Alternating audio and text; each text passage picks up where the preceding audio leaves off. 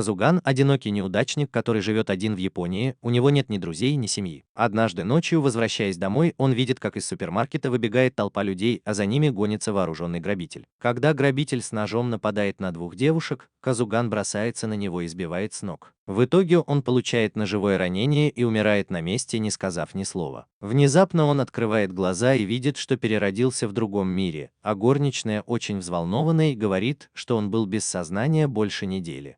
Его мама вбегает в комнату, чтобы проверить его температуру, и, увидев, что у него все еще жар, берет служанку Сильвию и бежит на кухню готовить горячий суп. Он смотрит на себя в зеркало, и это вызывает у него воспоминания о том, как он спас девушек, и он радуется. Он осматривает комнату, когда Сильвия возвращается с супом, и это дает ему возможность расспросить ее. Он узнает, что его зовут Кейн фон Силфорд. Он трехлетний сын аристократа Гарма, который достаточно богат и влиятелен, чтобы иметь собственную армию. Он настолько силен, что в одиночку предотвращает вторжение из других стран и правит лесом, полным монстров. Когда Кейн узнает больше о монстрах и магии, он очень воодушевляется и начинает изучать магию. Его семья говорит, что ему еще рано, и советует сначала почитать книги, а потом уже креститься. Однако он быстро осваивает магию огня и тайно продолжает практиковаться, когда никого нет рядом. Он также начинает брать уроки у своей старшей сестры Рин по истории королевства и его жителей. 2 года спустя, в день своего крещения, он впервые видит внешний мир, когда идет в храм. Отец говорит ему, что сегодня они сообщат 7 богам, что ему исполнилось 5 лет и что они благословили его, что поможет ему развивать магию и навыки. Во время церемонии крещения в храме от статуй богов исходит странный свет, и Каин переносится в мир богов, где они говорят ему, что ждали его все это время, чтобы рассказать о его реинкарнации. Лайм, богиня жизни и смерти, говорит ему, что она перевоплотила его по просьбе бога земли за его добрые дела, а сохранение воспоминаний произошло по ошибке. Однако, поскольку это позволило ему быстро научиться магии, Каин говорит, что благодарен за это. Перед тем, как отправить его обратно, все 7 богов благословляют его за его жертву, что делает его очень могущественным и дает ему 10-й уровень навыков. Поскольку это так необычно, он решает никому не рассказывать об этом, чтобы избежать вопросов. Позже за ужином они снова обсуждают странный свет, и им становится любопытно, что это значит. Когда они видят его невероятную магическую силу и навыки, отец предупреждает его, чтобы он никому не показывал свой статус. Потому что это может быть воспринято как угроза для страны, и его могут взять под контроль государства. Гарм также приказывает слугам никому не рассказывать об этом, и велит не упоминать об этом даже на вечеринке в честь открытия. Вернувшись в свою комнату, Кейн находит на кровати книгу по магии призыва и, убедившись, что рядом никого нет, выходит на задний двор, чтобы попробовать призвать милых пушистых монстров. Но вместо этого он случайно призывает страшного великана, который тут же бросается на его сестру, которая просто проходила мимо. Кейн в шоке и не может пошевелиться, но вспоминает, как в супермаркете он спас девушку и прыгает, чтобы спасти сестру. Он тут же использует огненные кулаки, чтобы ударить монстра, но тот уворачивается и бьет Кейна в живот, отбрасывая его в воздух. Быстро сообразив, он использует недавно выученное заклинание обратного призыва, которое тут же уничтожает монстра. Кейн падает на землю и теряет сознание, что очень пугает его сестру, и она подбегает к нему, чтобы убедиться, что с ним все в порядке. Ее слезы причиняют ему боль, и он пытается встать, что приносит ей огромное облегчение. Когда она собирается позвать отца, чтобы тот осмотрел его раны, он останавливает ее и уверяет, что с ним все в порядке. Их улыбки возвращают ему болезненные воспоминания о том, как 2 девушки в супермаркете плакали из-за него, и он решает защищать всех вокруг и сохранять их улыбки. На следующий день на вечеринке в честь открытия отец просит его рассказать, кем он хочет стать. И он объявляет, что хочет стать искателем приключений, чтобы достичь своей цели, познакомиться с новыми людьми и узнать больше о мире. Вернувшись домой, Гарм решает нанять для Каина репетитора, потому что для того, чтобы стать искателем приключений, нужно много учиться и тренироваться. Позже в тот же день Каин читает книгу в постели, с нетерпением ожидая встречи с репетитором и представляя, что это будет какой-нибудь мускулистый парень или ведьма. Но тут Сильвия сообщает ему, что пришли его репетиторы. Он сразу же подбегает к окну, чтобы посмотреть, и видит 2 девушек, идущих к особняку. Когда он пытается телепортироваться наружу, чтобы встретить их, он в волнении случайно телепортируется на крышу, теряет равновесие и падает прямо на репетитора. Когда неловкость проходит, дворецкий представляет ему репетиторов Милли и Мину. Их приглашают в особняк на встречу с Гармом, где Каин узнает, что Нина на самом деле эльф.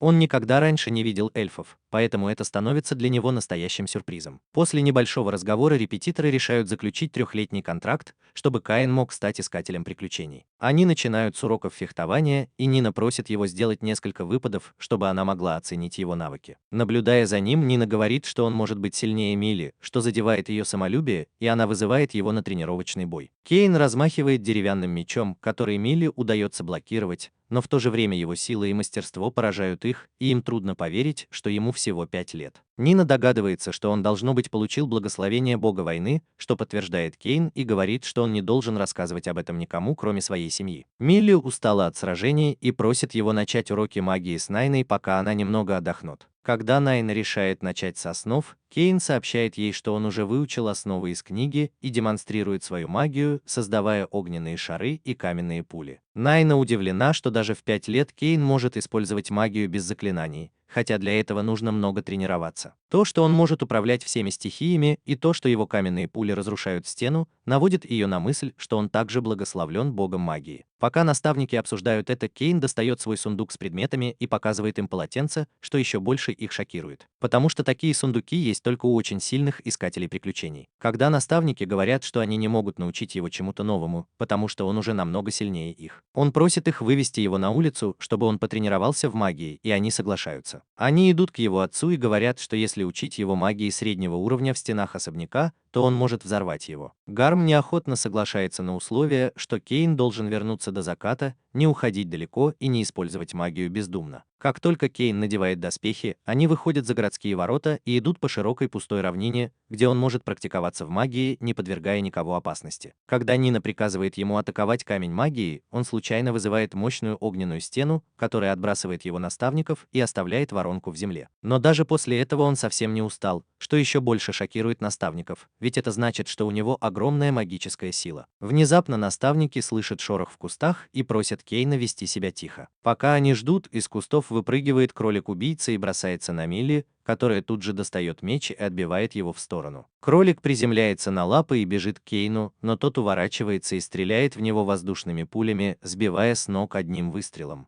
Наставники поздравляют его с первой добычей и говорят, что он может продать ее, но Кейн кладет кролика в свой инвентарь, чтобы показать матери и старшей сестре. Тронутая этим, Милли соглашается, но советует ему поохотиться еще, ведь деньги ему когда-нибудь понадобятся, и просит Нину пойти с ним. Нана использует поисковую магию, чтобы найти цель в нескольких метрах от них. Прежде чем они отправятся туда, Кейн спрашивает Нину, как она это сделала, и пробует сам, когда понимает, как это работает. К удивлению, он смог успешно использовать его и даже определить точное количество целей, что под силу только хорошо обученным волшебникам. Не успели девушки оправиться от шока, как Кейн бросился на монстров и уничтожил одного из них огнем. Нина и Милли в конце концов догнали его и вырубили по одному монстру каждый своим посохом и мечом соответственно. Последний монстр прыгнул на Кейна, но тот оттолкнул его воздушной пулей. Когда кролик пришел в себя, он убежал в лес, и Кейн последовал за ним. Девушки остановили его, потому что в лесу полно сильных монстров, и сказали, что раз в несколько десятилетий они просыпаются и нападают на город. Они сказали, что только опытный искатель приключений может убить их и защитить город, что еще больше мотивировало Кейна усердно тренироваться. Позже той же ночью Кейн проверил свой статус и был удивлен, увидев, что он сразу перешел на 8 уровень. Когда он понял, что это произошло из-за того, что боги наделили его чертой 100 хп,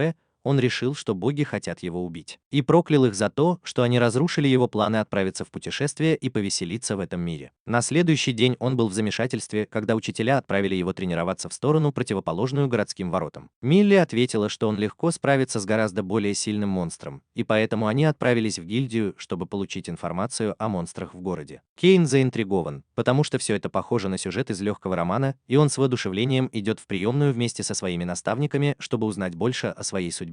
Они спрашивают, какой монстр сильнее кролика-убийцы, и, просмотрев данные, она сообщает, что это волк. Но у нее нет информации о том, где его видели в последнее время. Милли сначала беспокоится, потому что волки всегда ходят стаями, но потом, вспомнив о силе Кейна, она уверена, что он справится с ними. Пока они разговаривают, к ним подходит накачанный бандит и начинает издеваться над наставниками, грубо предлагая им выпить. Они отказываются. Это злит его, и он хватает Милли за руку, а двое его приятелей хватают Милли сзади. Когда бандит собирается ударить ее по лицу, Кейн хватает его за руку и вежливо просит оставить их в покое. Девушки просят его убежать, убежать, но он стоит на своем и бьет бандита по руке, когда тот не отпускает мину. От удара бандит падает на пол лицом вниз. Бандит встает еще более разъяренный и наносит Кейну удар кулаком. Мальчик уворачивается и вместо этого бьет бандита ногой по колену, отчего тот теряет равновесие и падает лицом на пол. Гигант снова встает, чтобы ударить Кейна, но тот снова уворачивается и бьет его ногой по ноге. После этого бандит окончательно выходит из себя и достает меч. Он наносит мальчику удары со сверхчеловеческой скоростью, но тот каждый раз уворачивается. Еще больше разозлившись, он усиливает натиск, но Кейн останавливает его клинок одним пальцем и без особых усилий вышвыривает его из гильдии. Затем он переключает внимание на его спутников, которые приставили нож к горлу Милли, чтобы помешать мальчику напасть на них. Кейн храбро бросается на них с мечом, несмотря на это, и тоже вышвыривает их из гильдии. Его наставники благодарят его и очень впечатлены его способностью сражаться в рукопашном бою, а также его сильной магией, и вскоре решают больше не терять времени и отправиться в лес. После недолгой практики в магии они расстелили одеяло на траве, сели пообедать, а затем отправились обратно в особняк. Следующие 3 года прошли мирно. Кейн усердно тренировался под руководством девушки. Однажды, когда он вернулся домой с тренировки, Сильвия принесла ему сменную одежду и сообщила, что его учитель отказался продлевать контракт. Она спросила, не хочет ли он попросить Гарма что-нибудь сделать, но он отказался, сказав, что не хочет быть зависимым от них вечно. И решил отблагодарить их за то, что они были так добры к нему все эти 3 года. Он вдруг вспомнил, что Миллион всегда хотел магический мешок, но не мог его купить, потому что он очень дорогой, и решил сделать такой для них обоих. Позже той же ночью он телепортировался в лес, чтобы добыть материал для мешка. Он вошел в лес и встретил огромного кровавого угра, который идеально подошел бы для красного мешка, который он хотел сделать. Он легко побеждает его мощным огненным взрывом и помещает в свой сундук. Затем он ищет земляного дракона для зеленой сумки Нины и снова запускает в него огненный взрыв, чтобы поймать. После этого он телепортируется обратно в замок, собрав все необходимые материалы. С наблюдательной вышки возле замка Гарм, который видел эти похожие на вулканы огненные взрывы,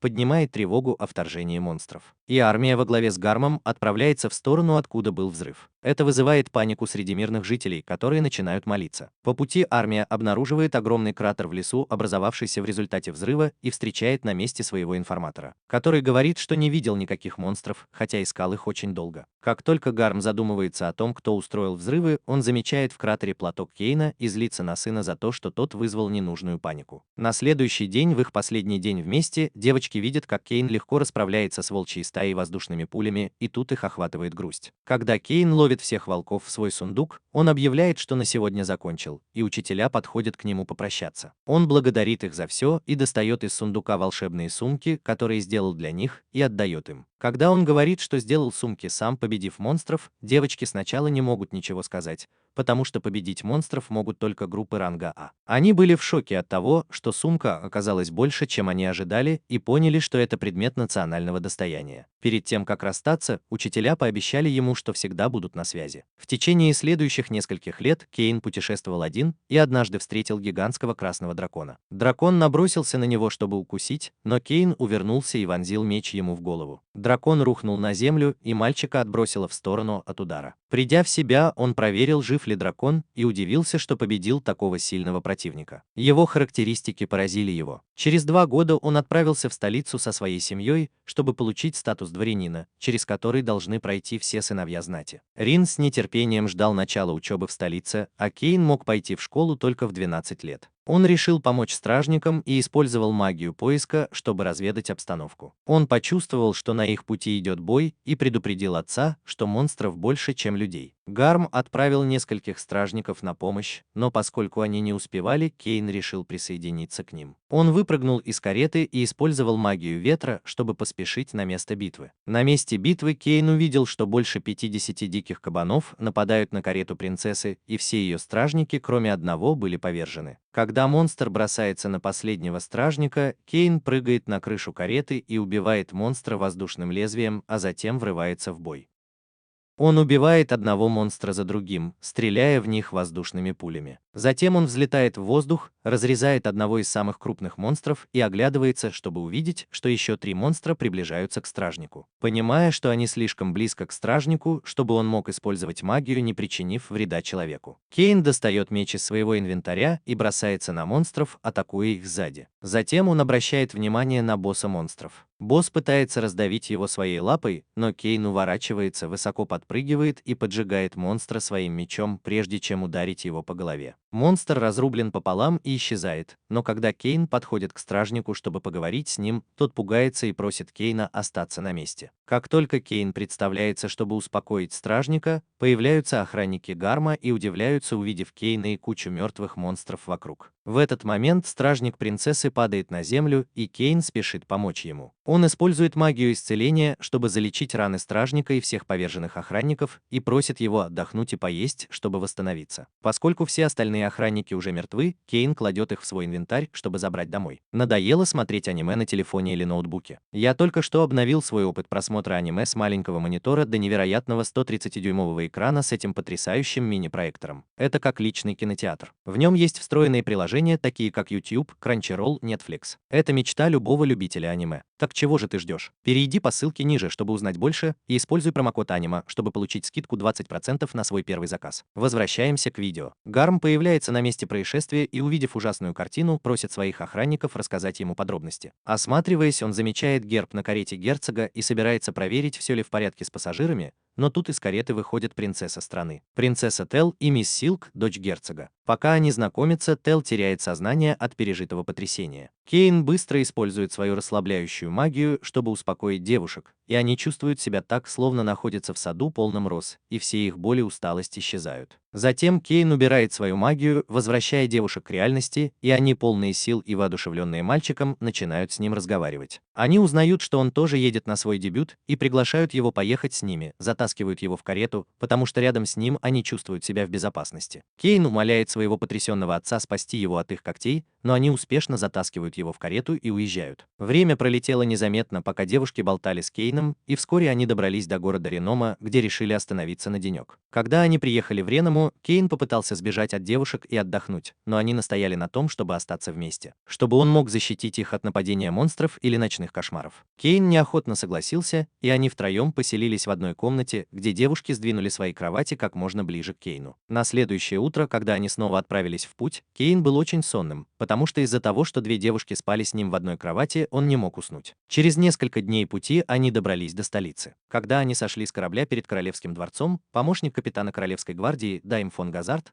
сказал Кейну, что история о его храбрости уже дошла до столицы, и поблагодарил его за то, что он защитил девушек и вернул своих товарищей домой. Пока они готовили тела погибших гвардейцев к похоронам, Да сообщил Кейну, что король хочет его видеть. Через несколько часов Кейна проводили в тронный зал, где он встретился с королем, а глашатай рассказал присутствующим в зале о битве. В награду за спасение девушек король сделал Кейна рыцарем и подарил ему деньги и собственный особняк. Один из горожан выступил против того, чтобы 10-летнему мальчику давали такую большую награду, но король заткнул его, сказав, что его решение не подлежит обсуждению. Король отпускает придворных и приглашает Каина и его отца в кабинет для неофициальной беседы. В кабинете, когда Гарм поднимает вопрос о том, что Каин получил титул барона, будучи несовершеннолетним, хотя и не сиротой. Король говорит, что такого одаренного и могущественного мальчика нельзя оставлять одного, поэтому он и стал бароном, чтобы быть рядом с ним. После обсуждения деталей его службы, король и герцог предлагают Каину жениться на своих дочерях, потому что они спали в одной постели, и кричат, чтобы он согласился, несмотря на его протесты. Через несколько дней Каин снова идет к богам, чтобы узнать свой статус, и из-за его невероятных способностей они предлагают ему стать полубогом. Они также просят его использовать свои знания из прошлой жизни, чтобы сделать жизнь в этом мире интереснее и обеспечить им развлечения, на что он соглашается. Позже в тот же день, пока Рин ходит по магазинам, Кейну становится скучно, и он выходит из магазина, где встречает свою подругу Пальму, которая приехала в город, чтобы тренироваться в магазине своего дяди. Когда ее дядя выходит поздороваться с ним, Каин говорит, что ему интересно посмотреть на их магазин, и заходит внутрь. Осмотревшись, он видит, насколько опытен ее дядя Тен Мэнс, и спрашивает, может ли он создать и продавать развлекательную игру, как он обещал богам.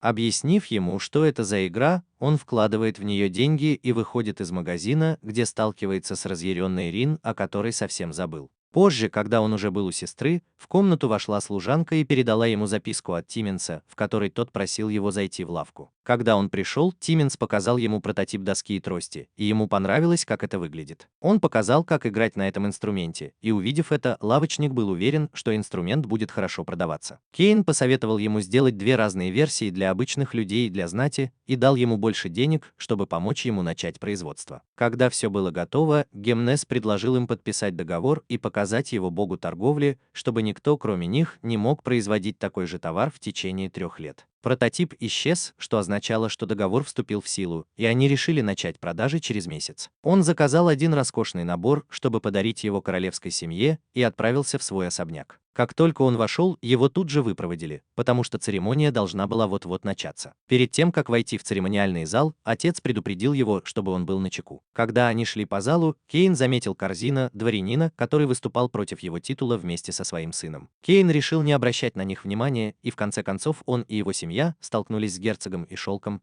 а мальчик и девочка увлеклись флиртом. Герцог прервал их, чтобы вернуть их к реальности, и они разошлись по разным углам зала. Вскоре трубы возвестили о прибытии короля, который появился на лестнице вместе со своей семьей, и церемония началась. Когда Гарм и его семья идут выразить почтение королевской семье, Кейн снова начинает флиртовать с Шелк, что выводит из себя Гарма и короля. Затем Кейн предлагает королю сыграть в благородную игру, которую он принес с собой, чтобы отвлечь его. После церемонии король назначает Кейну встречу в гостиной, чтобы тот научил его играть, а Кейн мог поговорить с ним о своей дочери. После того, как они уходят, Гарм просит Кейна отойти, чтобы поговорить с кем-то из знакомых, и тут же, воспользовавшись моментом, к нему подходит Шелк. Пока они разговаривают, к ним подходит Хабит и его приспешники, и Хабит начинает флиртовать с Шелк, но она игнорирует его. Они принимают Кейна за сына барона и, следовательно, за человека низкого происхождения, начинают издеваться над ним и в конце концов решают выяснить, кто сильнее. Один из приспешников Хабита призывает магию молний и бросает в Кейна слабый огненный шар, от которого тот легко уклоняется. Другой приспешник бросает в него каменные пули, но они настолько медленные,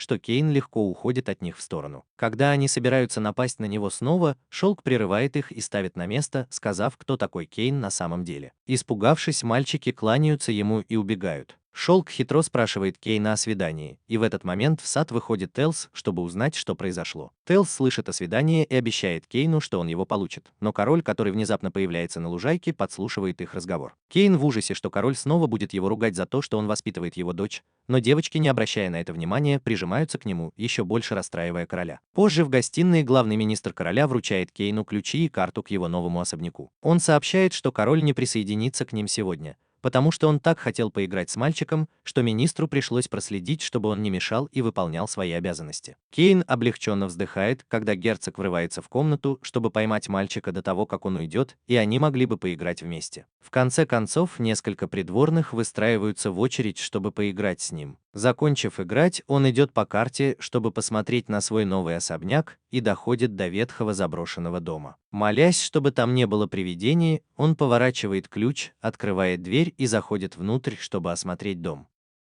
Закончив осмотр, он с помощью магии приводит в порядок дом, ложится на кровать и наслаждается отдыхом, когда появляется Сильвия со своими новыми служанками и дворецким Кораном. Служанки готовятся принять его багаж, а дворецкий напоминает ему, что его старшие братья Жан и Алек возвращаются сегодня, и ему нужно идти в особняк Гарма. Во время обеда в доме Гарма, когда его семья интересуется, как выглядит особняк, Кейн приглашает их на экскурсию, и они удивляются, насколько там чисто и современно. Кейн показывает своим родным различные магические приспособления в доме, а его отец объясняет, что по традиции нужно устроить вечеринку по случаю открытия. Позже, когда Кейн составляет список гостей и меню для вечеринки, Сильтия советует ему не переживать из-за формальностей и быть самим собой. Это вдохновляет его принести на вечеринку вещи из прошлой жизни, чтобы сделать ее уникальной. Он придумывает свои уникальные бокалы для подарков дворянам вместо стандартных керамических и угощает гостей едой и напитками из своего мира. В тот вечер на открытие съезжается знать со всего города, и всем нравится необычная еда и напитки. В разгар веселья появляется Корсина и начинает высмеивать все происходящее, но Кейн приказывает трости поставить на место наглого дворянина, и вечеринка проходит успешно. Через несколько дней после вечеринки премьер-министр Магна просит Кейна привезти материалы о монстрах. Когда он приезжает в замок, он встречает Дайма, который просит оставить огромных монстров на земле, чтобы рыцари потом с ними разобрались. Кейн уже собирается уходить, но Дайм останавливает его и просит помочь в тренировке рыцарей. На тренировочной площадке Дайм представляет барона другим рыцарям, и чтобы сделать тренировку веселее, приказывает им устроить тренировочный бой с Кейном. Сначала рыцари недооценивают мальчика и решают сразиться с ним по очереди. Кейн использует свою магию, чтобы с невероятной скоростью пронестись по тренировочному полю и обезоружить первого стражника, прежде чем тот успевает понять, что происходит. Увидев его силу, они решают напасть на него все вместе. Но в этот момент командир Тифана фон Ребельт замечает их и спрыгивает на поле, чтобы остановить нападение на мальчика. Когда Каин представляет ей Кейна, она достает свой меч и вызывающе предлагает ему сразиться, хотя у него только деревянный меч. Командир делает выпад и отпрыгивает, чтобы увеличить расстояние. Она использует магию, чтобы подлететь к нему, но Кейн запрыгивает на стену и уворачивается. Они бросаются друг на друга, их мечи со свистом рассекают воздух, и скорость их боя все увеличивается. Кейн приземляется на землю и с помощью магии бросается на Тифану, делая вид, что нападает на нее, и когда она замахивается мечом. Он телепортируется за ее спину и приставляет меч к ее шее, показывая, что она проиграла. Понимая его силу, она решает выйти за него замуж, а когда он говорит, что ему всего 10, она отвечает, что она эльф и проживет 300 лет, так что может подождать. Он напоминает ей, что она не может принять такое решение сама, и она просит Дайма устроить аудиенцию у короля, чтобы обсудить это. И просит привести мальчика, несмотря на его протесты. Когда Тифана сообщает королю о своем решении, он приходит в ярость и требует, чтобы Каин все ему рассказал. Он объясняет, что Тифана – принцесса эльфийской страны, которая взбунтовалась, и что ее ухаживание за ним – это очень серьезно. Он рассказывает ей о своей помолвке с Силк и говорит, что это только подстегивает ее желание выйти за него замуж. Расстроенный король просит ее сначала написать об этом своему отцу, а потом они продолжат разговор. Затем она уходит, уводя с собой Каина на арену. Его невероятная сила, которая помогла ему победить сильнейшего рыцаря в стране, вызывает у короля подозрения, и он решает выяснить, кто он такой. После этого Тифана каждый день вызывает Каина на дуэль, которая выматывает его. Он пытается сбежать, но Дайм ловит его и тащит обратно в королевский зал, где их ждет король. Магна протягивает ему книгу королевской магии, написанную первым королем, чтобы выяснить, кто он такой. Каин в восторге от книги, и пока он ее читает, король говорит, что никто из них не может ее прочесть, потому что она написана на японском языке, которого они не знают. Король спрашивает его об этом и требует, чтобы он сказал, кто он такой. Понимая, что больше не может их обманывать, Каин решает рассказать им правду, но только если они поклянутся, что никому не расскажут. Он рассказывает им все о своей прошлой жизни, и Гарм начинает сомневаться, действительно ли Каин его сын. Он уверяет их, что он и есть тот самый апостол, и что это подтвердили сами боги. Он не понимает, что его встреча с богами станет для всех потрясением. Когда он открывает свой статус по их просьбе, они понимают, что он не человек, а апостол Бога, и что это самый высокий титул в мире, о котором все должны знать. Тогда Каин рассказывает им о своей жизни с момента реинкарнации и говорит, что доволен тем, кто он сейчас и что у него есть. Он просит их сохранить его тайну, чтобы он мог продолжать жить такой счастливой жизнью, и просит, чтобы они относились к нему так же, как раньше. В этот момент Стефана врывается в комнату с письмом от отца, в котором говорится о том, что Каин женится на Мэри, и взволнованно тащит его обратно на поле для дуэли. Он начинает более внимательно изучать книгу первого короля Юэ и находит страницу, где Юэя рассказывает о себе и упоминает, что он тоже был из Японии. Он читает, что Юэя тоже был реинкарнирован в этом мире после того, как его сбил грузовик и он погиб. Когда он погружается в чтение, его прерывает Силк, который врывается в библиотеку. Увидев книгу, они думают, что он готовится к предстоящим вступительным экзаменам, и говорят, что тоже будут готовиться вместе с ним. Но он набирается смелости и говорит им, что не будет готовиться ни сегодня, ни завтра, и убегает. Ему удается сбежать от них, и он облегченно вздыхает, но тут к нему подбегает Тифана и зовет его. Она вызывает его на дуэль за пределами столицы, но он снова убегает, потому что сегодня его 12-й день рождения, и он наконец-то может зарегистрироваться как искатель приключений. Он заходит в гильдию, где встречает искателя приключений, который советует ему быть осторожным и кажется ему знакомым. С этими мыслями он подходит к секретарю Лиши, которая дает ему бланк для регистрации. Он заполняет его и возвращает секретарю, а она просит его капнуть каплю крови на кристалл.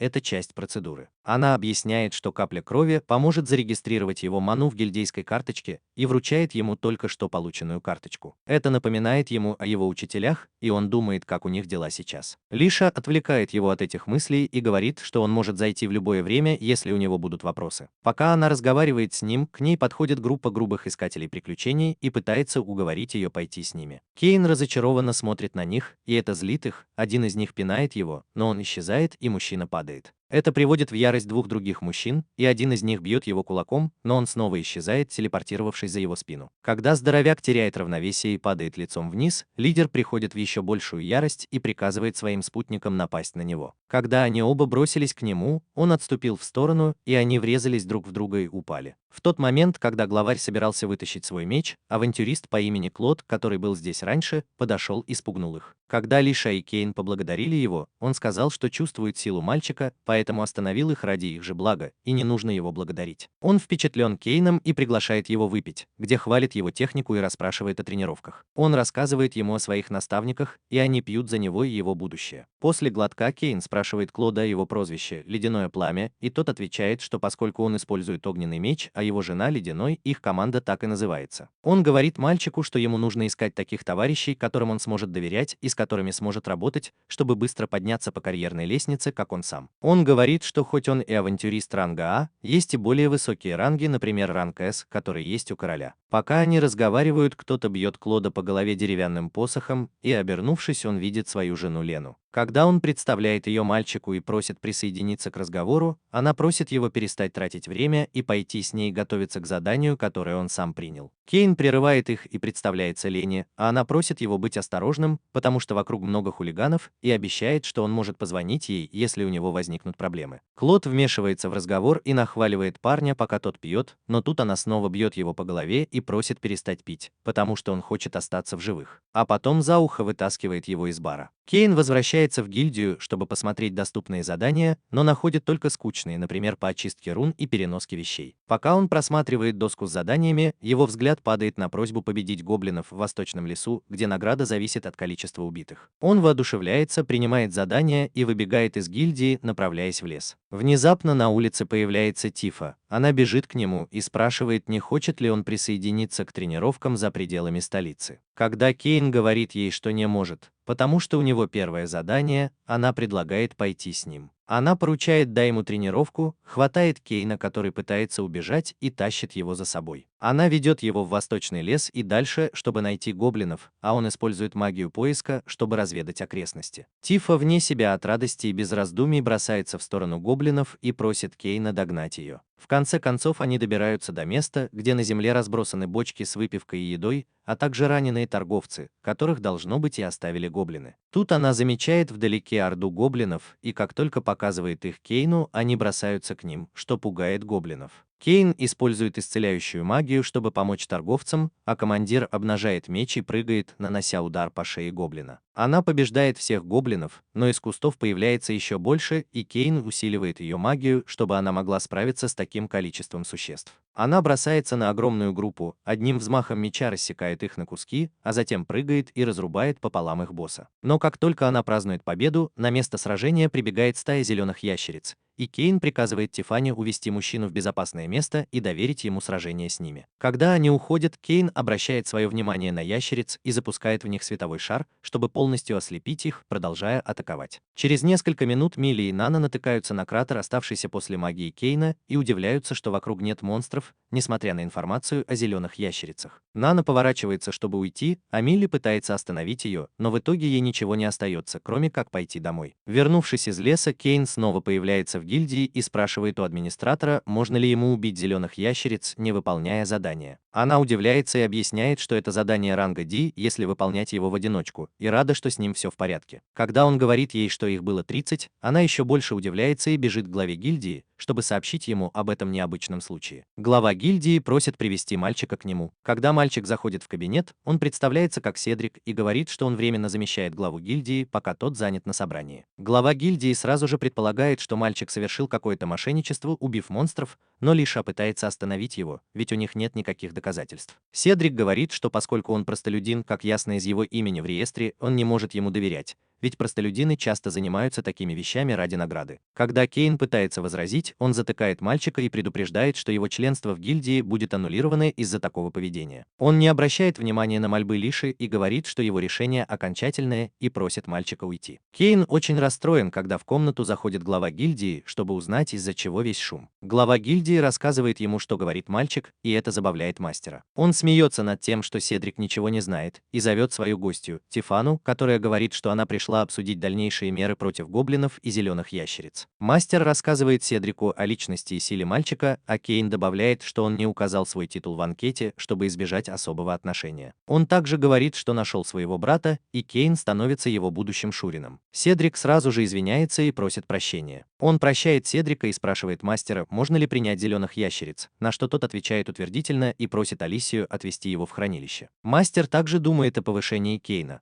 потому что он совершил большой подвиг и хочет повысить его до следующего ранга. Но Тифана считает, что это слишком низкий ранг для того, кто сильнее ее и победил Красного Дракона в возрасте 10 лет. Подумав, мастер решает повысить его до следующего ранга и поручает ему следить за заявками на вступление в гильдию. Затем он отправляет Лисию и Седрика, чтобы они уладили формальности, и разговаривает с Кейном не как мастер, а как брат Кафаны, и просит его позаботиться о его младшей сестре. В мире богов все боги наблюдают за происходящим, и один из них обеспокоен тем, что присвоение 10 благословений было ошибкой, которая привела к такому переполоху. Бог творения отвечает, что это определенно не так, и что Кейну нужно стать сильнее, потому что Аарон, злой волшебник, который может поставить весь мир под угрозу, вот-вот проснется. Они решают лично проследить за тем, чтобы мальчик тренировался как можно усерднее, чтобы быть готовым к встрече с угрозой и спасти мир. В день вступительного экзамена в академию Кейн опаздывает, и Сильвии приходится его торопить, чтобы он успел вовремя. Кейн выбегает из дома, и как только Сильвия его не видит, он телепортируется в экзаменационный центр Королевской академии. В академии он подходит к стойке регистрации, представляется и получает свой номер. Он удивлен, что не видит знакомых лиц, когда идет по коридору в поисках своего класса. Кейн справляется с письменным тестом всего за полчаса вместо 2 часов, которые были отведены, и его просят пройти тест на магические способности. Студентов просят использовать свои лучшие магические навыки, чтобы попасть в цель, и глядя на слабые огненные шары других учеников. Кейн понимает, что использование всей своей силы на территории академии, где вокруг так много людей, может быть опасным. Когда наконец наступает его очередь, он запускает в цель управляемый синий огненный шар, который все еще достаточно силен, чтобы пробить стену академии за целью, и немного поджечь лес за ней. После того, как экзаменаторы приходят в себя от шока, они выбегают проверить, не пострадал ли кто-нибудь за стеной от удара огненного шара. Торопливо они просят детей пройти дальше на экзамен по фехтованию. На экзамене по фехтованию присутствуют несколько авантюристов ранга А, в том числе Клод, чтобы поддержать экзаменаторов. Увидев Кейна в группе, Клод предлагает ему быть его противником, но Кейн пытается отказаться, но в итоге вынужден согласиться, так как он один из самых высокопоставленных экзаменаторов сегодня. Когда они занимают свои позиции, Клод просит его атаковать в полную силу, и предполагая, что он очень сильный авантюрист, Кейн решает выложиться на полную. Он усиливает себя магией и наносит удар по авантюристу, который Клод легко блокирует. Их мечи двигаются так быстро, что другие ученики вообще не видят их движений. По мере того, как дуэль продолжается, Клоду становится все веселее, и он решает тоже использовать магию. Однако главный учитель просит их остановиться, потому что они могут лишить другого экзаменуемого шансов на успех, если продолжат сражаться на таком уровне. Очнувшись от своих мыслей, Клод прощается с Каином и просит его присоединиться к нему на следующем испытании. Пока они разговаривают, наблюдатель отчитывает их за то, что они задерживают остальных, и просит Каина пойти домой и вернуться только на объявление результатов. Вечером, когда он возвращается в свой особняк и рассказывает Сильвии, что экзамен прошел хорошо, она предлагает устроить праздник, чтобы извиниться за то, что не разбудила его утром. Несмотря на его отказ, она решает приготовить ему ужин и убегает на кухню. На следующий день во дворце его вызывает король, потому что он получил счет за ремонт от академии. Когда его спрашивают, что случилось, Каин рассказывает королю обо всем, что произошло, и спрашивает, может ли он где-нибудь попрактиковаться в высшей магии, не рискуя причинить вред. Король, Магна и герцог отказываются. Пока они обсуждают это, король спрашивает, где он сдавал экзамен, потому что девушки не видели его в экзаменационном центре. Когда они узнают, что он сдавал экзамен в южном крыле академии, они говорят ему, что это крыло для простолюдинов, а аристократы сдают экзамен в северном крыле. Это также вызвало некоторое недоумение, из-за которого директор обратился к герцогу за советом, потому что ученик из простонародья получил высший балл за ущерб, нанесенный имуществу, и сражался наравне с авантюристом ранга А. Герцог сразу узнал этого ученика и попросил директора оставить все как есть и не беспокоиться. После хорошей взбучки они отправили его проверить объявление о зачислении. Там он встретил Шелка, который сказал ему, что он лучший в своем классе, и добавил, что ему лучше прийти на церемонию поступления, если он не хочет преклонить колени перед уходом. Через несколько минут, когда он вошел в академию, он увидел, что Рейн ведет новых учеников учеников и пошел к ней. Она была очень рада его видеть и сказала, что по традиции, раз он лучший ученик, ему придется выступить с речью на церемонии. Дома Сильвия нервно ходила из угла в угол, ожидая его возвращения. Как только он вернулся, он сообщил ей, что стал лучшим в своем классе, и Сильвия убежала готовить праздничный ужин. В день церемонии поступления он заметил, что его родители сидят на балконе, и был рад, что они смогли прийти. В этот момент вошли девушки и отвели его на сцену, где он сел рядом с ними, чем вызвал зависть у других парней. Церемония началась, и Кейна вызвали на сцену, чтобы он выступил с речью перед студентами. Тронутые его речью, все были взволнованы, когда внезапно объявили о присутствии короля и попросили его тоже выступить. Во время своей речи он высмеивает Кейна на глазах у всех, а потом отводит его в сторону, чтобы поговорить. Из-за этого Кейн опаздывает на первый урок. Он заходит в класс, когда их классный руководитель Элка уже собирается начать урок, и садится рядом с Силк. Когда все успокаиваются, она раздает им бланки для выбора курсов и профессии. Когда Кейн решает выбрать курс авантюриста, девочки настаивают, чтобы он выбрал курс аристократа,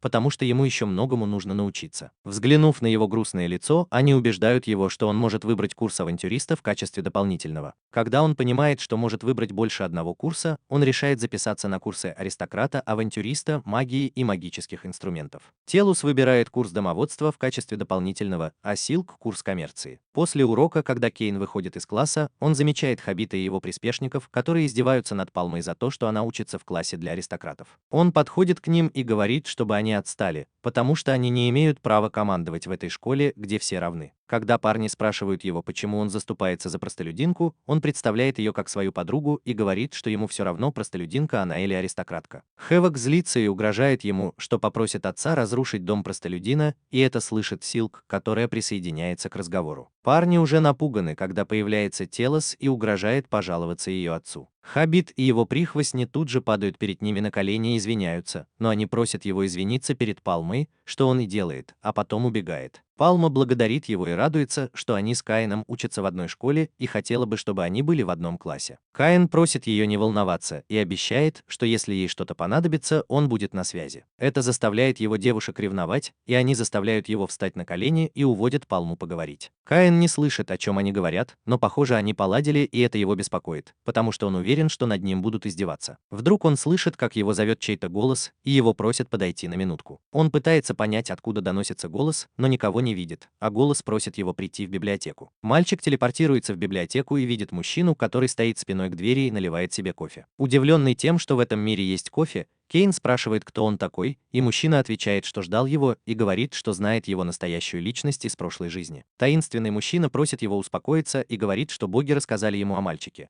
А когда Кейн спрашивает, как он с ними познакомился, мужчина отвечает, что его зовут Юя. Это пугает мальчика еще больше, потому что первый король жил около 300 лет назад, и он уверен, что перед ним призрак. Юя просто смеется и просит его оценить свои силы, а когда мальчик открывает статус мужчины, он видит, что тот бог творения, и это его сильно удивляет. Он просит мальчика сесть, чтобы они могли поговорить о том, зачем он его позвал, и когда мальчик садится, говорит, что боги попросили его обучить его. Когда Каин говорит, что он сейчас слишком силен и не нуждается в обучении, Юя просит его попытаться выхватить печенье у него из рук. Несмотря на то, что Каин приближается к нему на огромной скорости, Юя уворачивается и выхватывает свой меч быстрее, чем мальчик, что доказывает, что Каину еще есть куда расти. Когда он спрашивает, зачем ему быть таким сильным, первый король рассказывает ему об Аароне, который терроризировал мир 300 лет назад. Он рассказывает, как злой бог заставил людей убивать друг друга, распространяя недоверие к другим народам. Он продолжает говорить, что хотя он и его друзья смогли запечатать Аарона много лет назад, печать начала ослабевать, что может означать, что Аарон скоро воскреснет. Когда его спрашивают, почему он сам не может запечатать его снова, он говорит Каину, что больше не может вмешиваться в дела мира, так как теперь он бог, и, следовательно, ответственность за это лежит на Каине. Он тут же телепортирует зеркало в созданный им мир и вручает мальчику меч, обещая, что расскажет ему что-то о его прошлой жизни, если он выполнит первое задание. И тут же телепортируется. Юрий понимает, что забыл дать мальчику задание, и возвращается, протягивает ему компас и просит следовать за ним, указывая на особняк в горах, и говорит, что нужно добраться туда. Он также говорит, что для победы над Эрином нужно повысить уровень хотя бы до 600 и запрещает использовать магию телепортации, объясняя, что здесь время течет очень быстро и спешить некуда. После этого он телепортируется, попросив мальчика встретиться с ним в особняке. Через 5 минут в лесу он встречает огромную змею и группу гигантских охров и побеждает их. Одному из охров удается поймать его, и он уже собирается съесть его, но Кейн бьет его молнией в пасть и убивает, а сам благополучно приземляется на землю. Вернувшись в свой мир,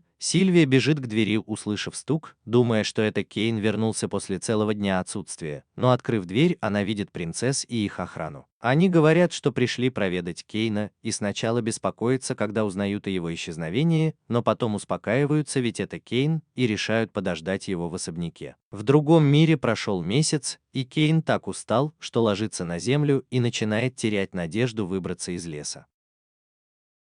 Когда он уже засыпает, он слышит в лесу встревоженный голос и инстинктивно идет на него. В конце концов он находит в лесу раненого белого волка и собирается убить его, чтобы избавить от страданий. Но когда он уже собирается пронзить его мечом, он вспоминает случай в супермаркете и свое желание найти того, кого он мог бы защищать вечно. Поэтому, хотя у него почти не осталось магической силы, он использует ее, чтобы полностью исцелить волка, и от этого теряет сознание. Пока он ждет, когда Кейн придет в себя, волк защищает его от нескольких охров, которые пытаются напасть на него. Как только Кейн открывает глаза, волк радостно прыгает к нему на руки и начинает нежно лизать его лицо. Узнав, что Кейн один, волк просит его взять его с собой, и когда Кейн соглашается, он решает назвать его Хаку. С тех пор они вместе проходят через множество опасностей, чтобы защищать друг друга. Через 4 года они наконец добираются до особняка, и когда Кейн открывает дверь, он видит Юэю, который ждет его внутри. Хаку говорит мальчику, что это божественное и очень могущественное существо по имени Фенрир, и советует ему заключить с ним контракт призыва, если он так сильно привязался к Кейну. Кейн решает попробовать и сразу же заключает контракт с Хаку. Под руководством Юэи он учится призывать зверя, когда захочет. Затем Юэя знакомит Кейна с новым тренером, который теперь будет тренировать Дурана. Однако, прежде чем обвинение будет передано, Кейн напоминает ему о его обещании рассказать больше об Эрене и его прошлой жизни, и он соглашается начать разговор. Даран говорит ему, что Аарон намного могущественнее Юи, и, следовательно, Кейн даже близко не сравнится с ним. Юя добавляет, что изначально он был богом игр среди 7 богов, и причина, по которой в мире Каина нет развлечений, заключается в том, что его там больше нет. Он говорит ему, что Аарон был изгнан за то, что использовал Оракула, чтобы заставить людей по всему миру играть в смертельные игры. Если он вернется, эти смертельные игры начнутся снова, и единственный способ победить Эрина – это стать сильнее и развить свою силу. Юя далее говорит ему, что хотя ему удалось победить Эрина, он не смог защитить своих друзей, которые в прошлом оказались его родителями жизнь. Он показывает Кей в своем прошлом, где все трое были призваны защищать этот мир от Аарона и перевоплотились в очень могущественных героев, клянусь 7 богами, чтобы выполнить эту задачу. В финальной битве мать Кадзуи Мегуми запустила в Аарона своим инферно, но на него это никак не подействовало. Его отец Сёри и Юя бросились к нему со своими мечами и начали рубить его, но злому богу удалось легко увернуться от них. Когда Сее удалось нанести удар, он разозлился и запустил осколками стекла во всех вокруг, убив большинство из них. Когда несколько осколков чуть не попали в принцессу, Мегуми прыгнула перед ней и пожертвовала собой, чтобы спасти ее. Принцесса попыталась вернуть ее с помощью магии, но потерпела неудачу, и она умерла у нее на руках. Это разозлило Сею, и он, использовав всю свою магическую силу, бросился на Эрина и в конце концов смог пронзить его грудь мечом, дав Юэ возможность запечатать его. Хотя они и добились успеха, но Сёя потратил всю свою энергию и был так сильно ранен, что потерял сознание и умер на руках у Юэ. Это побудило Каина тренироваться еще усерднее, чтобы отомстить и защитить своих близких от той жизни, которую он ведет сейчас, чтобы искупить прошлое. Даран и Кейн немедленно начинают свои тренировки. Они проводят тренировочный бой на каменистом поле неподалеку, и Кейн начинает с того, что использует ускорение, чтобы броситься на Дорана и нанести ему удар. Даран, однако, легко уклоняется и, схватив Кейна, валит его на землю. Кейн теряет сознание. На следующее утро он просыпается в незнакомом месте, выходит из комнаты и спускается по лестнице, где его встречает эльфийка, которая представляется как жена Дорана Рури. Она говорит ему, что Даран принес его в их дом без сознания и в синяках после вчерашней тренировки. Когда она уходит, чтобы приготовить ему поесть, он замечает маленького дракона у лестницы и сразу же начинает с ним играть. Но тут на Кейна сзади набрасывается Хаку, сбивает его с ног и скалит зубы на дракона, стоящего над мальчиком. Кейн пытается остановить драку, но Хаку продолжает лаять, и дракон улетает, а Хаку рычит. Это раздражает Рури, и она ругает их, говоря, что если они не прекратят, она не даст им еды. Когда суматоха стихает, Каин с радостью садится за стол, чтобы поесть, и еда оказывается такой вкусной, что он плачет от счастья. Он так давно не ел досыта, что в мгновение ока съедает все, и пара, приютившая его, говорит, что ему больше ни о чем беспокоиться, ведь теперь он будет жить с ними. Дома принцесса очень скучает и переживает за него, но решает подождать и верит, что он скоро вернется, ведь рыцари повсюду его ищут. Но тут их возвращает к реальности Сильвия, которая учит их готовить и ругает за то, что они плохо работают. С другой стороны, Кейн усердно тренируется с Дораном несколько дней, отрабатывая удары в бою, и теперь у него получается гораздо лучше. Но он все равно приходит измотанный, в синяках и без сознания. Он становится сильнее день ото дня, и в конце концов они переходят к тренировкам на мечах. Видя, как Кейн усердно тренируется каждый день, рубит и сражается, Юэ все больше в него верит. В конце концов, мальчик становится по-настоящему сильным, и однажды, вдохновленный тем, что показала ему Юэ, использует всю свою мощь и побеждает Дюрана, разбив его меч на куски. Тренер падает на землю, а Кейн приставляет меч к горлу Дорана, объявляя о своей победе и заставляя тренера гордиться собой. Он бежит на кладбище, где похоронены его родители, и находит там Юю. Первый король рассказывает ему, что они всегда беспокоились о нем и искали способ вернуться в свой мир. Когда Кейн чувствует благодарность и не может сдержать слез,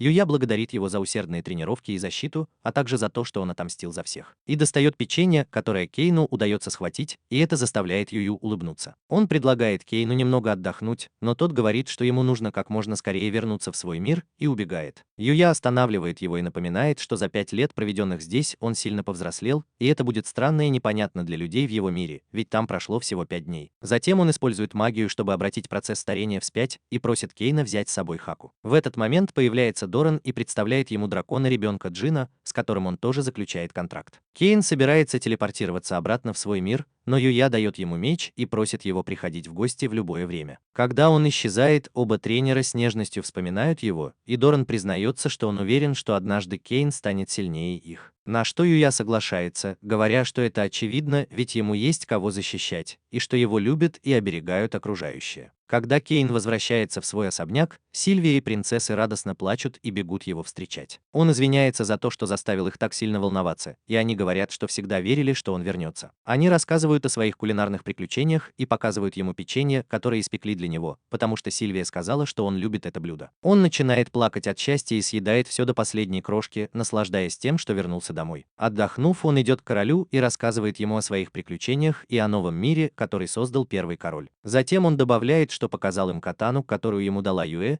и они сразу же узнают это оружие, как принадлежащее Юэ, и верят его рассказу. Кейн также рассказывает ему, что 5 лет усердно тренировался в том мире. Герцог сообщает ему, что пока Кейн отсутствовал, гильдия прислала ему отчет, в котором говорилось, что Кейн забыл выполнить задания, необходимые для повышения в ранге. Герцог говорит, что если он не выполнит их в ближайшее время, то его членство в гильдии будет аннулировано.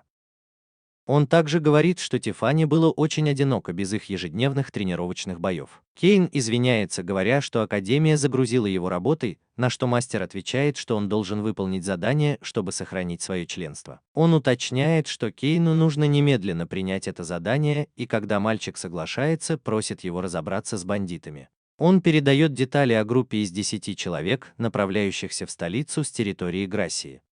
Он уверяет мастера, что разберется с ними, и тут же телепортируется в лес. Затем он использует свою магию, чтобы пролететь над дорогой и разведать обстановку. Он замечает группу бандитов, которые собираются напасть на карету, и ввязывается в бой. Он понимает, что целью бандитов является отец Нины, Милли и Пальмы Стаббинс. Он видит, что Милли ранена, и бросается к ней, чтобы помочь, а бандиты только смеются над ним, потому что он еще ребенок. Он использует свою магию, чтобы исцелить ее раны, и применяет магический импульс, когда бандиты бросаются на него с мечами наголо. Он бьет одного из бандитов по ноге, и тот падает лицом вниз, а другой бандит, который бросается на него, получает удар в живот катаной Шива. Он блокирует меч третьего бандита своей катаной и отталкивает его, припечатав к дереву. Затем он проносится сквозь остальных бандитов и раскидывает их, сбив с ног. Группа благодарит его, и когда он спрашивает, что они собираются делать с бандитами, они узнают, что он получил задание задание от гильдии и удивляются, что он получил ранг А. Хотя это задание ранга С. Он показывает им свою золотую карту гильдии, и они в шоке от того, что он просто перепрыгнул через несколько рангов, чтобы стать искателем приключений ранга А. Когда Сабинос спрашивает девушек, что они собираются делать с бандитами, Кейн вмешивается и говорит, что ему было приказано поймать их и забрать с собой. Он сажает их в клетку и тащит в город, что радует горожан, которые давно страдали от этих бандитов. Когда они привезли Сабину к Таману, он поблагодарил их и попросил проводить его до Пальмы. Пальма открыла дверь и бросилась обнимать отца и Кейна, но, заметив бандитов в клетке, спросила о них. Саванна рассказал ей обо всем, что произошло, и Пальма удивилась, что барон нашел время для этого, несмотря на то, что он тоже учится в школе. Нина и Нинель были потрясены тем, что он стал бароном, и когда они начали дразнить его, он сказал, что должен отчитаться перед гильдией, и ушел, но они тоже пошли с ним. Когда он пришел в гильдию, он сообщил Лише, что задание выполнено, и отдал сертификат, который получил от Сабины в качестве доказательства. Она собиралась пойти и сообщить об этом мастеру, но тут появился тот самый здоровяк, который приставал к Нине и Милли и предложил показать им город. Когда они отказались и пошли прочь, он протянул руку, чтобы схватить их, но Кейн бросился на помощь и остановил его. Когда Кейн призвал свою магию, они узнали его и в страхе отступили, но тут же поняли, что за ними стоят Клод и Лена, и еще больше испугались и убежали. Кейн поспешил к ним, чтобы поздороваться, и объяснил, что произошло, когда они спросили, почему он связался с этими бандитами. Он собирался познакомить их со своими наставниками, но узнал, что они уже знакомы, потому что Милли – младшая сестра Клода. Милли рассказывает своему брату, что она тренировала Кейна с 5 лет, и как раз когда Клод собирается предложить пойти выпить с Дрейком. Его жена бьет его по лицу своим посохом, утверждая, что он превращается в алкоголика. В конце концов, они все-таки идут выпить, и Милли рассказывает Клоду о том, что произошло с бандитами сегодня днем. Они также говорят ему, что Кейн теперь авантюрист Оранга,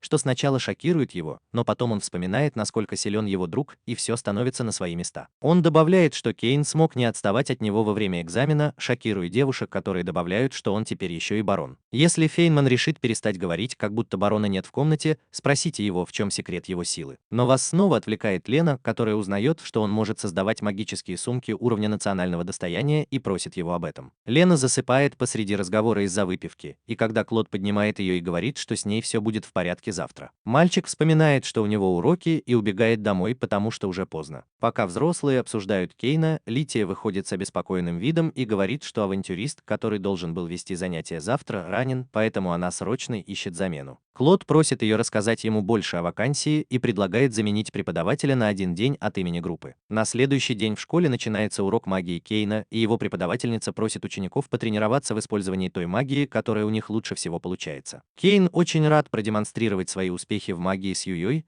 но преподавательница говорит, что ему нельзя использовать магию, и он должен просто смотреть. Она говорит, что ни один из учеников не может противостоять даже его начальным навыкам, поэтому директор попросил всех учителей просто ставить ему зачеты. За всем этим наблюдают Клод, Лена, Милли и Нина, которые прячутся за колонной, и им становится жаль Кейна, и они решают что-то сделать. На следующем уроке, который посвящен приключенцам, учительница говорит, что сегодня будет особый урок, на который она пригласила приключенцев из гильдии. Когда группа заходит в класс, Кейн с удивлением видит там своих друзей, а остальные ученики в восторге от того, что их будут учить знаменитые приключенцы. Клод спрашивает, сколько учеников зарегистрировались в гильдии, и когда все поднимают руки, просит показать их гильдейские карточки, чтобы убедиться, что Кейн лучше их. Кейн не хочет этого делать, потому что его карточка с рангом А может вызвать подозрения, и Клод настаивает, чтобы он ее показал, но Кейн просто врет, что забыл ее дома. Разочарованный, он возвращается к учительнице и говорит остальным, что найдет другой способ. Затем они выводят учеников на тренировочные бои и решают начать с самого простого заклинания усиления. После того, как им объясняют, как это делать, они заставляют их использовать магию на практике, устраивая тренировочные бои. Кейн с нетерпением ждет своей очереди сразиться с Клодом, но другие ученики вызываются по очереди, и у него так и не появляется шанса. Он пытается подойти к Нине, которая тренируется в стрельбе, но она отказывает ему, говоря, что ему нельзя использовать магию. Авантюристы стараются как можно дольше задерживать его очередь, чтобы показать свою силу,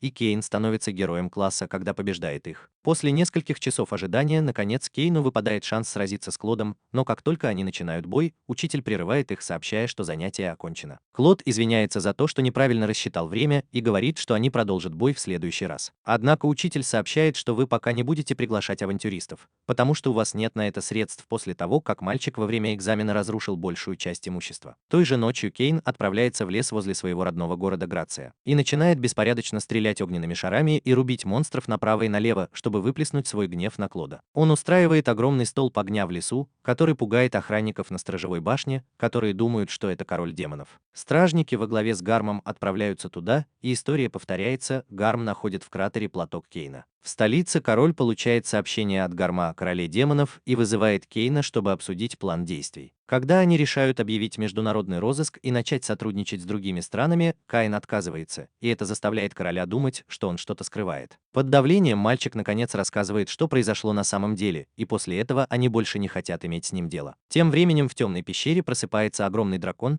что означает, что печать Аарона ослабла, и злой бог просыпается в теле дракона, полной решимости уничтожить 7 богов. Через несколько дней студентов учат магии призыва, и Каин собирается пойти на урок. Учительница говорит ему, что поскольку они не будут использовать атакующую магию, он может принять участие. Каин очень рад это слышать, и учительница продолжает рассказывать классу, что они будут тренироваться с магом по имени Град. Град объясняет студентам два вида магии призыва. Один, когда они заключают контракт, а потом призывают существо. И другой, когда они сначала призывают, а потом заключают контракт. Он также говорит, что сегодня они будут проходить второй вид призыва и предупреждает, что если они не смогут поладить с существом и заключить с ним контракт, оно сразу исчезнет. Он раздает им карточки для создания круга призыва, и все студенты начинают призывать существ разных форм и размеров и пытаются заключить с ними контракт. Когда подходит очередь Кейна, он боится, что может призвать что-то опасное, если вложит слишком много магии. Но Град успокаивает его, говоря, что если контракт не будет заключен, существо сразу исчезнет. Но когда Кейн начал призывать его, глядя на размер его круга и исходящую от него силу,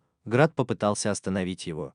Но прежде чем он успел что-то сделать, призыв завершился. И появился сам принц тьмы. Кейн тут же создал яркий свет, чтобы никто не увидел, что происходит. Принц захотел узнать, кто его призвал, и посмотрел на Кейна. Он подошел к мальчику и, выхватив меч, замахнулся на принца, чтобы защититься. Но принц опустился на колени перед мальчиком и стал умолять его не убивать его и позволить ему служить ему, называя его избранным. Он представился как Сет и сказал, что готов уничтожить целые народы или призвать демонов, если Кейн попросит его об этом. Он умолял Кейна заключить с ним контракт. Когда контракт был заключен, Сет исчез, а Град спросил, что случилось. Кейн соврал, что не смог заключить контракт с принцем, чтобы избежать подозрений, и с облегчением вздохнул, когда инструктор, кажется, поверил ему. В тот же день после школы его вызвал король, и он понял, что не смог скрыть это так хорошо, как думал. Он рассказал королю, что произошло, и король разозлился и накричал на него, требуя, чтобы он научился сдерживать себя. Он испугался, что принц мог устроить погром и разрушить столицу в мгновение ока. Кейн извиняется и говорит, что когда его магия начала вливаться в круг, он уже не мог остановиться, и Град спрашивает, сколько же магии нужно, чтобы призвать такое существо. Король отвечает, что тренировки с первым Каином должно быть подняли его характеристики до небес. Не обращая внимания на удивление мага, он просит Кейна показать свой статус и предупреждает, что если тот расскажет об этом кому-то за пределами этой комнаты, то будет казнен. Когда Кейн открывает свой статус, все в комнате вскакивают со своих мест, потому что теперь у него статус полубога. Пока остальные спорят, как его называть,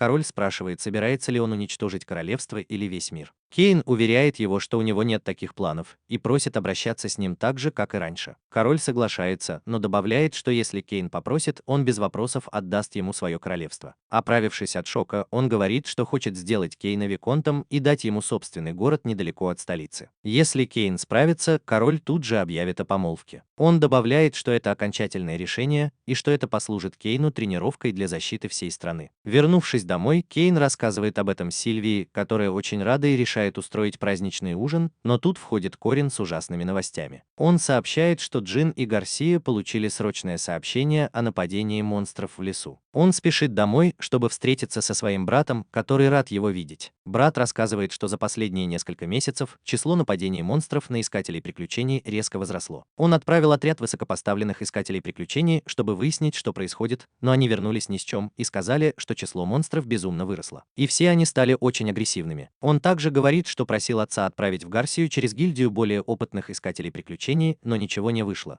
потому что у них нет никаких доказательств нападения. Они даже не могут отправить рыцарей или солдат, поэтому им приходится делать вид, что ничего не происходит. Кейн соглашается посмотреть, что там, но Джин протестует, ведь он еще очень молод. Тогда Кейн достает свою карточку с рангом А и напоминает ему о красном драконе, которого он держит в своем особняке. В конце концов Джин соглашается и обещает сделать все, что в его силах, а Кейн решает сначала отправиться в городскую гильдию, чтобы получить больше информации о ситуации. Когда он встречает новую секретаршу в гильдии, она недовольна тем, что столица отправляет новичков разбираться с такой серьезной проблемой, но потом видит его карточку с рангом А. Внезапно старый секретарь Руди вскакивает и извиняется за нее, а потом спрашивает, что происходит. Кейн рассказывает ей о письме от брата, и она подтверждает, что признаки нападения усиливаются и даже приближаться к лесу становится опасно. Она показывает ему раненых искателей приключений в гильдии, когда Милли и Нина заходят в дверь. Кейн очень рад их видеть. Когда он спрашивает, зачем они пришли, они отвечают, что гильдия разослала всем искателям высокого ранга сообщения. Они добавляют, что уже были в лесу, и подтверждают информацию, которую он слышал, и говорят, что поскольку эти монстры передвигаются группами, они вдвоем не смогут зайти далеко. Они говорят, что Клод и Лена тоже скоро придут и присоединятся к ним, и просят его подождать с ними и не ходить в лес одному. Когда он настаивает, Руди говорит, что если что-то случится с таким важным человеком, как он, это будет большой проблемой для гильдии. Он продолжает настаивать, и она просит его взять с собой кого-нибудь, и он уверяет ее, что у него есть спутники. Оказавшись в лесу, он призывает Хаку и Джина, которые набрасываются на него, потому что рады его видеть. Затем Кейн решает отправиться на поиски и просит своих спутников предупредить его, если они что-то почувствуют. Он использует магию, чтобы просканировать окрестности, и направляется в сторону ближайшего монстра, постоянно чувствуя, что за ним наблюдают. Он побеждает одного монстра за другим, но все еще не может понять, кто за ним наблюдает, и чувствует, что что-то не так. Он решает призвать Сета и просит его разобраться, что не так, потому что его поисковая магия не работает. Сет чувствует что-то странное и говорит, что вокруг них находится существо, от которого исходит мощная энергия, и что все монстры пытаются к нему подобраться. Он добавляет, что эти монстры не похожи на тех, что обитают на его родине, и что все они очень высокого уровня. Когда мальчик спрашивает, может ли он узнать что-нибудь еще,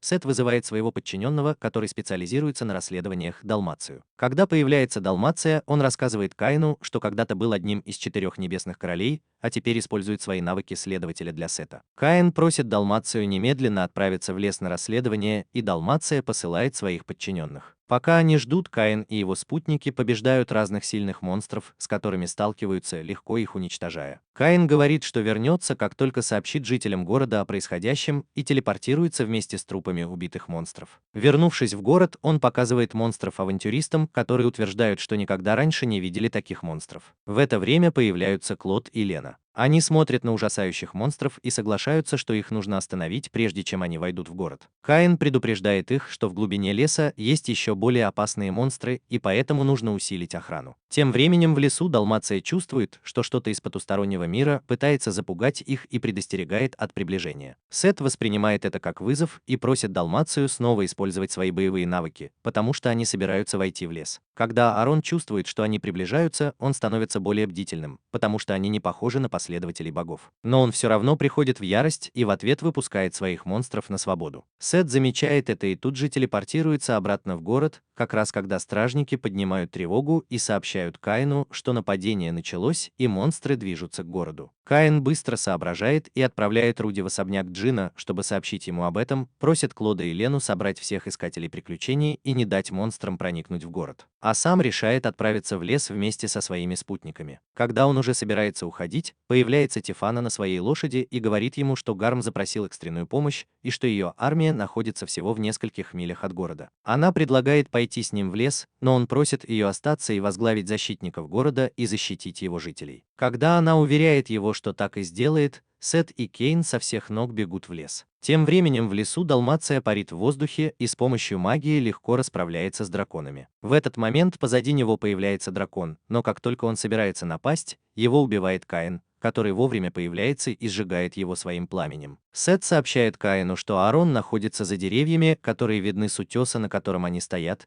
и пока мальчик готовится к предстоящему испытанию. Злой бог просто сидит и ждет его. Сет уверяет его, что справится с армией монстров, и настаивает, чтобы он отправился за лидером, не беспокоясь о нем. Он успокаивает Кейна, говоря, что ему помогут его подчиненные, и Кейн улетает, чтобы сразиться с Эрином, а Сет и Далмация улетают на свою битву. В городе Тифан руководит эвакуацией мирных жителей, а рыцари сдерживают монстров. Нана использует свою магию, чтобы просканировать окрестности леса, и говорит бойцам, что волна монстров не прекращается. Это беспокоит Милли, и она решает отправиться в лес, чтобы помочь Кейну и Мине, а Клод и Лена решают пойти с ней и покидают город. В лесу Сет призывает своих подданных, которые замечают монстров и понимают, почему их призвали.